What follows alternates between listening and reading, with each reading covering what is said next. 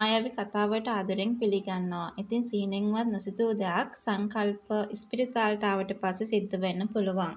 විශේෂයෙන්ම සහෝදර බැඳීම අලුත් වෙන්නට පුළුවන්කමක් තියෙනවා කියලයි මම ඔයාලට මුලින්ම මතක්. ඉතින් වීඩියෝ එකට යන්න කලින් ඉල්ලනවා මේ වගේ වීඩියෝස් දිනපතාම බලන්නට. ඔයා කැමැත්තක් වගේම උනන්දුවකුත් තියාගෙන ඉන්න කෙනෙක් නම් අනිවාර්යෙන්ම මගේ channel එක subscribe කරලා මාත් එක්ක එකතු වෙන්න අමතක කරන්න එපා. ඒ වගේම ලයික් කරන්න, කමෙන්ට් කරන්න, තවත් නොදන්න යාළුවෙක් වෙනුවෙන් ෂෙයා කරන්නත් අමතක කරන්න එපා කියන ඒ කතාව ගැන තමයි මම මේ වෙලාවේ ඔයාලට මතක් කරන්නට සූදානම් වෙන්නේ. කලින් වතාවේ සංකල්ප එලවගත්තේ තම සහෝදරියට ඔහුගෙන් අනතුරක් වෙලා කියලා සැකය තියාගෙන ඉන්න හින්දා. මොකද හිතයිෂිගේ අතුරුදහන් වීම වෙලා බොහොම ශනිකයෙන් තමයි සංකල්ප ආවේ. සංකල්පට ඒ තරම්ම මංගේශ්වරී හොඳින් සැලකුවේ නැතත් මේ වතාවේ ඒ තත්ත්වය වෙනස් වෙන්නට ඉඩ කඩක් තියෙනවා. මේ වතාවේ ආවට පස්සේ මංගේශ්වරී අසරණ තත්ත්වයෙන් ඉන්නව දකිනකොට සංකල්පගේ හිතේ ඇය කෙරෙහි ඇති සහෝදර ප්‍රේමය ඉස්මතු වෙන්නට පුළුවන්.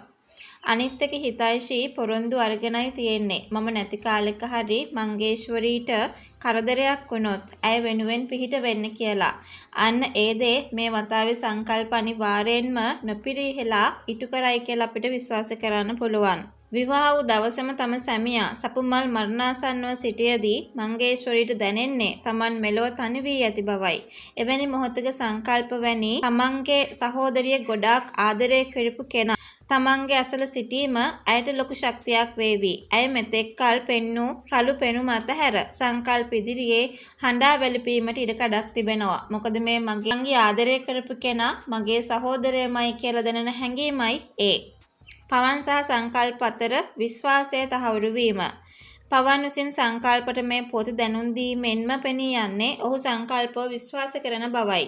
රෝහලේදී ඔවුන් දෙදෙනා එකතු වී සපුමල් බේරා ගැනීමටත් මංගේශ්වරී ආරක්ෂා කිරීමටත් කටයුතු කරනු ඇත.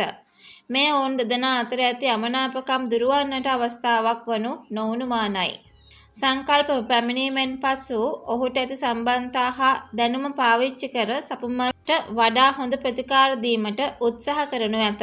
නමුත් සපුමල්ගේ තත්ත්වය බරපතල නම් සංකල්පට සිදුවන්නේ තම සහෝදරියගේ අනාගතය වෙනුවෙන් පෙනී සිටීමට. සංකල්ප තමන්ගේ සහෝදරියව නැවත හඳුනා අරගෙනත් නැහැ තාම. හැබැයි ඉතින් හිතයිෂිගේ සහෝදරිය ඒ කියන්නේ තමන්ගේ සහෝදරිය ඉන්නව තමන්ට. හැබැයි සංකල්ප තාමත් ඒ ගැන දන්නේ නැහැ.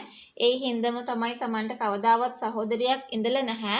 මංගේශ්වරීව තමන්ගේ සහෝදරිය විදියට ළඟින්ම දැනෙන්නේ ඒ හැඟීම හින්දායි කියලයි මම විශ්වාස කරන්නේ. විශේෂයෙන්ම මංගේශ්වරීගේ අම්මා සහ තාත්තා සංකල්පව දැකීමෙන් තමන් කළ වැරදි ගැන පසුතැවේවි. ඔහුව වැළඳ ගැනීමට පවා ඉඩ කඩක් තිබෙනවා.